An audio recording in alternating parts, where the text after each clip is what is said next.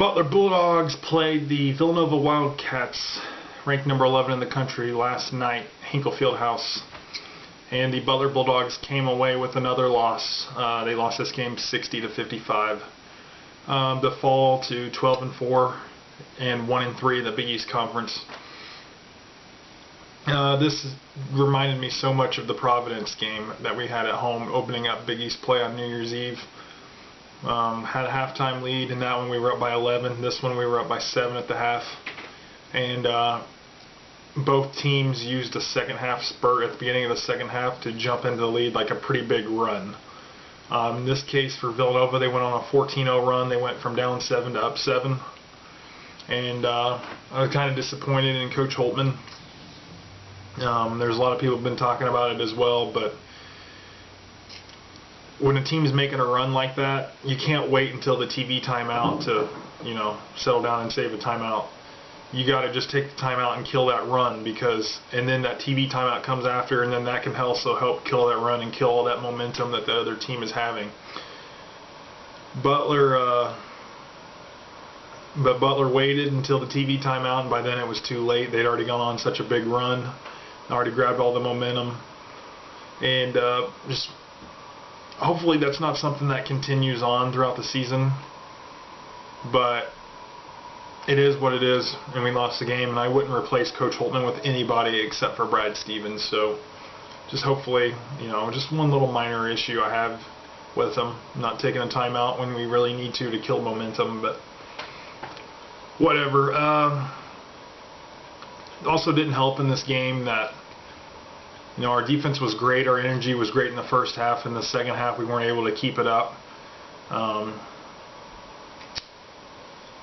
We started letting Villanova shoot the ball a lot better. We allowed them to get second chance opportunities and to get more offensive rebounds, and a lot more than what they had in the first half. They started getting more boards, and that's why we lost the rebounding categories here. 39-30 in this game. We gave up 31 defensive boards to their 23, and 8 offensive boards they had, and we had 7. Shot the ball not so well. We were doing okay at the beginning of the game. We were 19 of 53 for 35.8%, while they were 22 of 53 for 41.5%.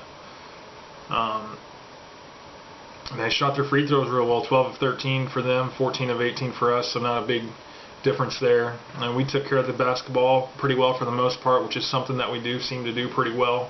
Only 8 turnovers to their 13. But we didn't have enough guys step up offensively. We had 3 guys in double figures, and everybody else just really did pretty bad. Roosevelt Jones led us with 20 points on 8 of 14 shooting. And then you had Kellen Dunham, 13 points on 4 of 9 shooting. He was 2 of 3 behind the three-point line. And you had Tyler Weidman with 10 points on 3 of 4 shooting. Andrew Travis, bad night shooting the ball, 1 of 8, 0 of 4 behind the three-point line for only 5 points. Tyler Lewis, kind of non-existent at times this season. I was hoping he'd do better than that, especially with what he'd shown, as a ball handler. But he's been getting benched a lot throughout games. He only had 2 points. Our bench guys didn't really contribute a whole lot either. Jordan Gathers only 1 of 6 from the field, 1 of 4 behind the three-point line for 3 points. Keelan Martin, a disappointing 2 points on 1 of 8 shooting. He's kind of gotten out of a rhythm that he was in, throughout most of the beginning of the season.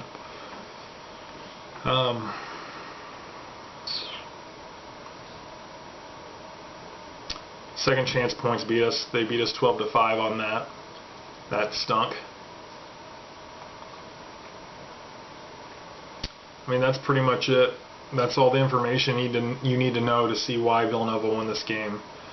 Just a well-coached team that plays great defense, and they've got so many great stars on the team. They've got guys that'll, go to the NBA.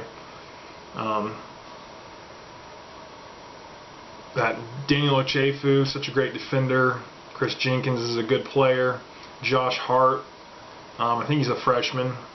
Pretty sure he's a freshman. He's the kind of guy that's going to end up going to the NBA.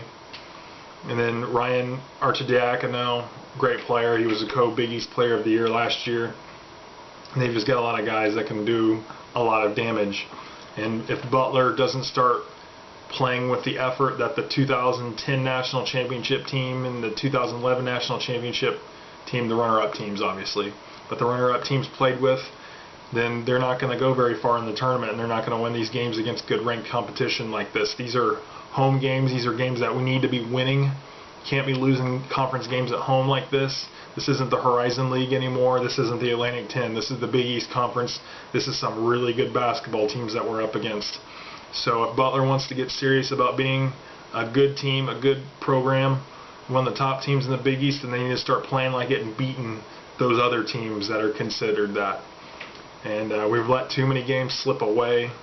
I mean, the silver lining is that our 4 losses are to teams all ranked in the top 12. Xavier's now number 6. Villanova's now number 6. Xavier's now number 7. Miami number 8. Providence number 12. But and we don't have any bad losses. But hopefully that continues. But we need some ranked wins against quality ranked teams to improve our RPI and our positioning and our seeding in the NCAA tournament. But anyway, after all of that, once again, Butler loses to Villanova 60-55. We get a week off before we play St. John's on Saturday. So hopefully we can win that one. Thanks for watching, guys, and have a good one.